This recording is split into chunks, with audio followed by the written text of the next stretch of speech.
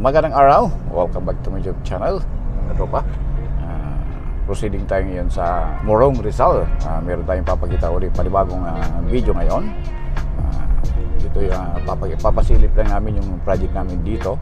So papakita rin natin dito kung paano namin ginawa yung mga window, ano bang profile yung ginamit namin, ano ba yung mga materials na ginamit namin, accessories, at kung bakit yung ba yung ginamit namin na profile. Papaliwanag natin isa't isa, ano ba benefits sa may-ari, kung bakit ganun yung ginamit namin na mga materials. So malapit na kami, in few minutes siguro kakarating na kami dun sa pupuntahan namin. So pinanyayan ulit kami Papa B. Kung may free time kayo, sama ulit tayo dito sa Binangonan, Rizal, kung saan i-dokumento natin, katropa, yung ating ginawa dito. At papakita natin, baka meron din kayong requirements sa ganito. So kung kayo rin magpapagawa o kayo gagawa, pwede nyo sundan ang ginawa natin. So pero bago tayo magpatuloy, katropa, kung bago rin sa aking channel at hindi pa kayo nakapag-subscribe, paki-subscribe. Huwag nyo kalimutan mag-subscribe, katropa, share and like. So, let's go, katropa.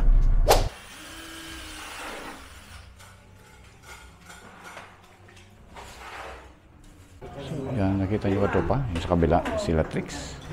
Wala, naglalagay yan ng catches, magnetic catches. Same time dito naman sa isa, naglalagay sila ng panel, screen panel.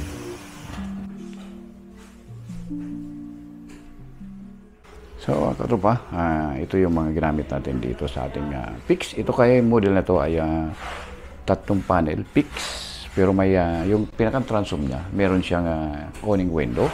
Same time, linagyan natin ng screen. Yan. Ginamit natin yan, hard mesh. Yan, hard mesh na screen.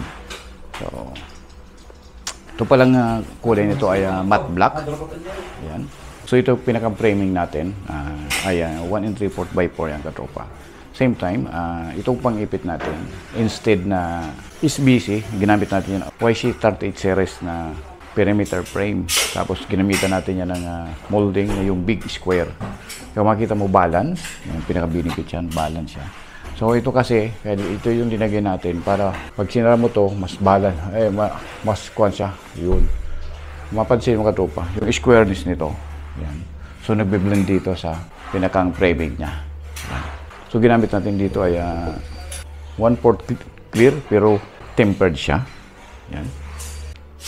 So i-bolt pa natin, katropa. Yan. So yan, nakita nyo, yung framing na yan, ito. Ayan, 1 3/4 by 4.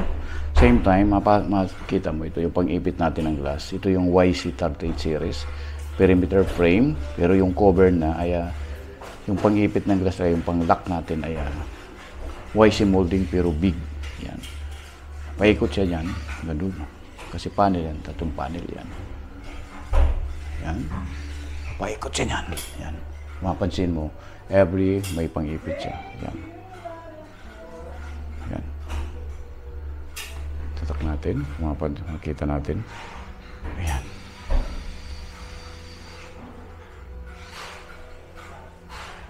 Yan yung perimeter. Yan. YC perimeter frame. Ito, nakita nyo yan. Ito yung pinakang cover niya. YC molding. Square, big. Yan.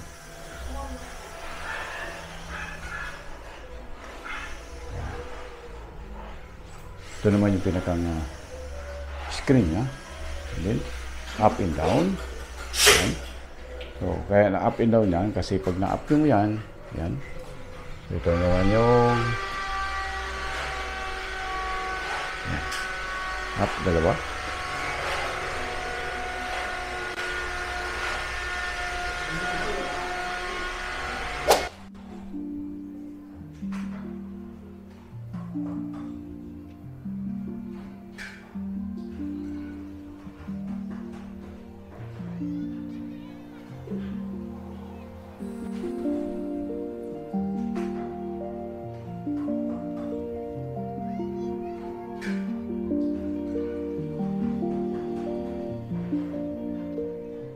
Ito yung ating window dito sa front ng bahay. Nakita nyo dalawang panel yan, equal, diba dito equal. Same time, yung pinaka-transom niya, yan. Meron siyang awning window. So, nakita nyo, mapansin nyo dito katropa, dito sa awning window. So, nagamit tayo dyan ng 4-bar hinges. Yan. So, yan. Pero ginamit natin kasi dyan, center open. Okay. So, tanong, but why center open ba yung ginamit natin? Meron naman na side open at center open yung ginamit natin. So, ito kasi yung benefit natin katropa, center open. Mapansin nyo, pag center open, pag pinol natin yan, pinol natin, yan. So, nasa gitna. Yan. So, ang purpose sa yan, pwede yung punasan itong ilalim. Ito, pwede yung madukot. Kung nasa loob kayo, pwede madukot. Yan. Kasi may puwang may open doon sa gitna. Yan. So, model natin. Demo natin ito pa. Kung bakit pwedeng mas better yung kasi yan mapansin mo, pwedeng dukutin kahit nasa loob ka. Kaya mo linisan. Yan ang purpose niyan. Kaya ginamit natin center open. So, tingnan natin sa kabila. Yan. Yan. Kunyari, nasa labas ka, nasa loob ka, hindi ka na pwede magkuhan yan. Dito madukot mo linisan. Yan, Isa na yan. Ayun. Yan. So, yan ang benefits. Kaya ginamit natin center open. Yan.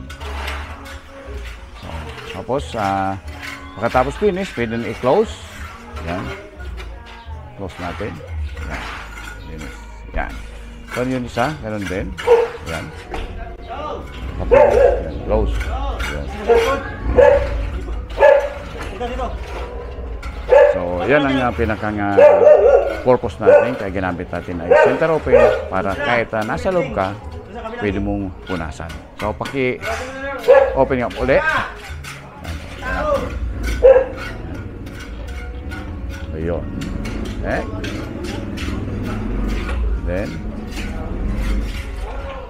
dito naman yan. Dito yung open yan. Pakita lang natin dito. Side bit lang natin ito. Ito naman yung paano maglagay ng catches sa swing up screen. Itong pinarty kong dalawang to kasi ito yung parehas binata. So, nagkakaintindihan. Pero, yan. Ito yung magnetic catches. Yan. So, may nilalagay yan dito yung pinakang bar niya para dumikit. Ito na yung finished product yan. Meron na rito.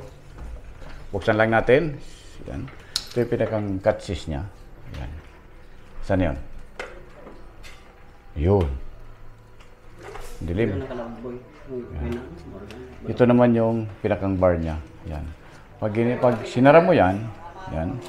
Saan natin. Itong bar na yan, didikit yung sa catches. Yan. Para pag hinangin, yan. Natin. Medyo madilim lang kasi rito. Baka hopefully makita. Yan.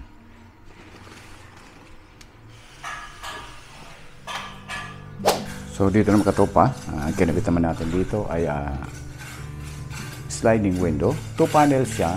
Pero ang ginamit natin dito, 7-8 series 3 tracks. So ibig sabihin ng 3 tracks, 3 riles. Both sides pwedeng magalaw. Yan. Pwedeng mag-slide. Din dito slide din. Yan. Slide. Then, dito yung ating screen. Just open. Talagyan natin dito yung screen. So, itong screen ito ay hard mesh o security screen mesh. So, kaya smooth lang i-galaw kasi 3 tracks siya. So, pakita natin ano ba yung 3 tracks. Ano ang benefits, ano? So, lapitan natin. So, pag tinawag natin katropang 3 tracks, ibig sabihin yung release dito 3. Sabihin natin 1, 2, and 3. So, mapansin nyo katropa, 3 yan. Kasi yung dalawa para sa panel, glass panel, yan. Ito yung glass panel natin, yan. Glass panel. Same time, ito yung pangalawa, yan. Pangatlo, ito yung dadaanan ng release. Mapansin nyo katropa yung pangatlo, release, yung reel sa pangatlo ay nasa tabi, sa loob ng kwarto, sa loob ng room or something, office, basta sa loob ng bahay. Yan. Yan. Kita. Yan. Isa. Dalawa. And then pangatlo. Ito yung screen natin. Yan. Ito ang ating room.